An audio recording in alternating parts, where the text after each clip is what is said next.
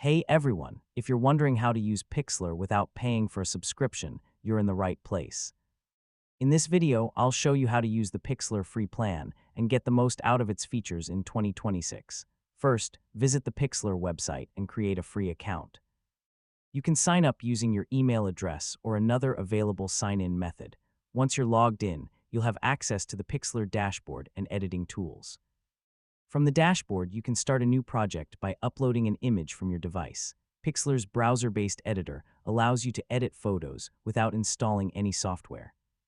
Once your image is uploaded, you'll have access to a variety of editing features.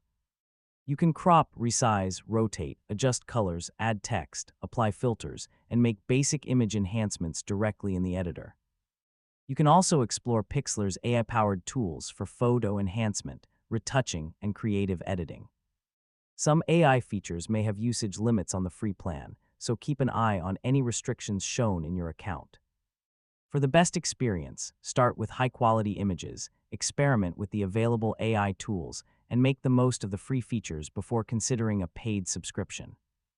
And that's how to use the Pixlr Free Plan in 2026. It's a great way to edit photos, create graphics, and explore AI-powered tools without spending money upfront.